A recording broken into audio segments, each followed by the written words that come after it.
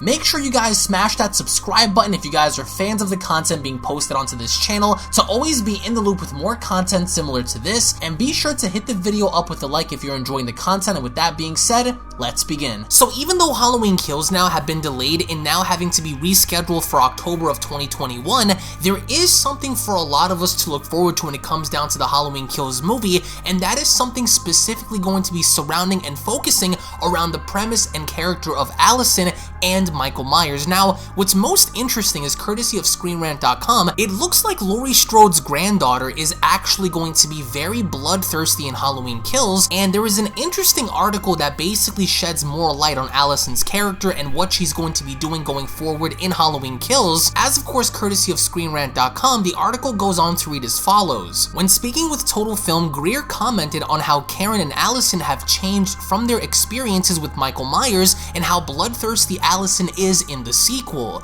Greer indicates that Allyson has changed the most, with her basically being the average high school girl before turning into a leader, Greer commented, as she then went along to continue, when we met Allyson, she was a very relatable, lovely girl next door type of character. Allyson here, just hours later, she is ignited. She is in some ways leading the charge and is one of the most bloodthirsty of the group, whereas Karen, who has dealt psychologically with her mother more intimately, is trying to resist those temptations. So in Halloween Kills, this basically indicates that Allyson is going to be the one that wants revenge on Michael Myers. Allyson wants to be the one that wants to lead the charge in taking this man down. However, the article then goes on to continue, and I quote, "While Greer commented on her character isn't much of a surprise, the mention of Allyson taking charge and being bloodthirsty says a lot about the upcoming film. At the beginning of Halloween, she was just an average high school student who, much like her mother and grandmother, was forced to grow up too fast because of Michael Myers.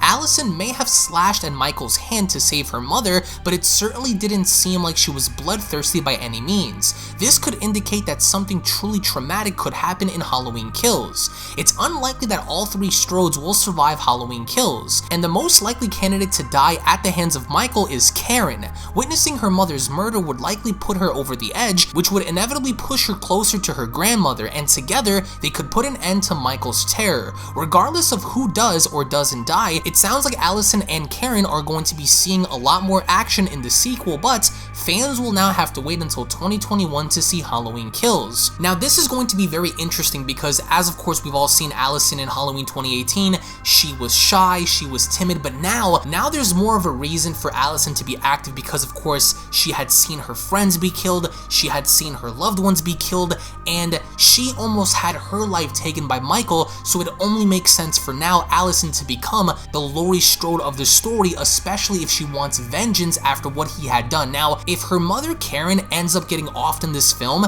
then that's only going to further her motives and her ambitions in going after Michael Myers, in not only having to take her friends but also her family and especially her mother. So it's most interesting because this kind of paints the narrative and it sets the tone for Allyson to kind of be the last person to survive by the end of this trilogy, only because if you stop and you take a look at the writing on the wall, for Allyson to be further motivated to go after Michael and finally having to put him down if she could, then something needs to be taken from her, and I think that there is no other greater impact than having someone's mother be taken by the hands of a cold-blooded killer. So if Michael Myers winds up offing Karen, then I think that would be the extra motivation that Allyson would have or need in order to pursue Michael Myers. So I think that by the end of this also sets the tone for Laurie Strode to kind of have one last confrontation and battle against Michael Myers, maybe assumingly towards the end of Halloween Kills,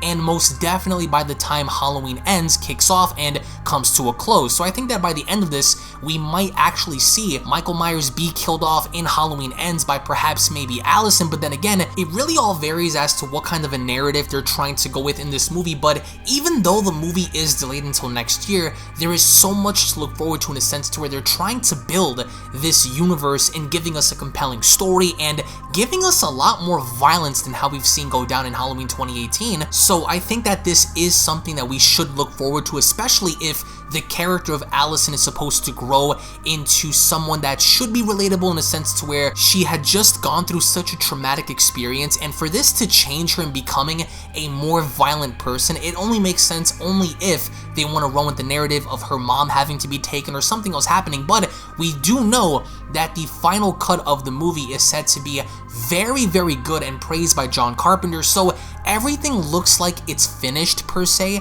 Of course, the movie studios are probably touching up with a few things, editing a few things in, perhaps maybe giving us more extended content for us to marinate into, so I think that this is going to be well worth the wait. But I really do have high concerns for Michael Myers, because if Michael Myers is supposed to be this monstrous juggernaut that's going to go through Haddonfield and essentially take out anyone that crosses his path, then how exactly is Michael going to be written in Halloween Ends? Is he more or less going to be the submissive kind of character that's going to be overtaken by the females and by the other characters that are going to be introduced, or is Michael still going to have that same demeanor, that same killer mindset going into Halloween Ends, as of course the trilogy concludes? So I think that this is really going to put into perspective a lot of things, but at the same time, I don't think anyone wants to see a rushed story, so hopefully enough this movie is going to be lengthy, because I really felt as if Halloween 2018 was kind of short, and although they had included some really good things,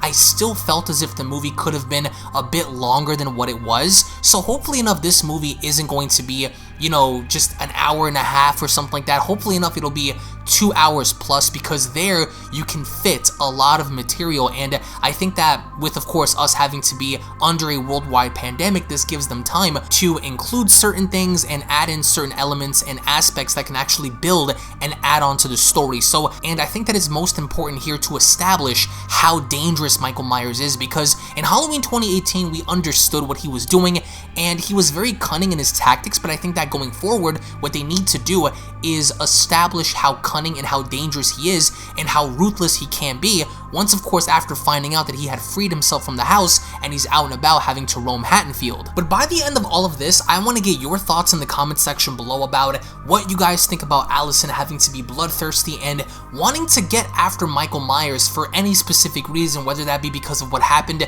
during the events of Halloween 2018, or if it's going to be because of a specific event of Michael having to impact her. I want to get your thoughts on that, but also, I also want to get your thoughts on the overall direction of Karen, Allyson, and Laurie, and if you guys believe that perhaps maybe we're going to see both Laurie and Karen be off in this film, and if not, I also want to get your thoughts and feedback on Michael Myers, if there's any concern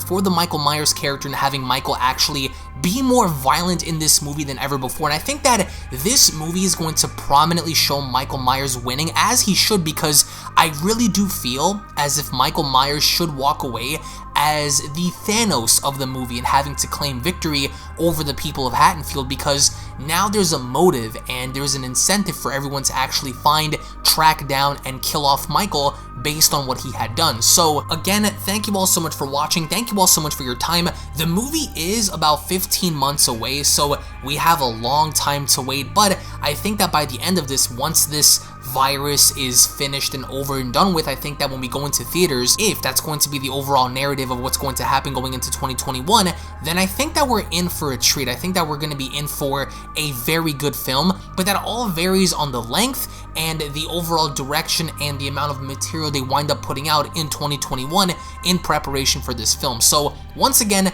thank you all so much for watching. Thank you all so much for your time. I hope you guys enjoyed. If you guys are new, hit that subscribe button, slap this video up with a big fat thumbs up by leaving a like down below. Tune back in for more, and I'll be seeing each and every single one of you guys down the comment section below. Have a great day, everybody, and take care. Peace.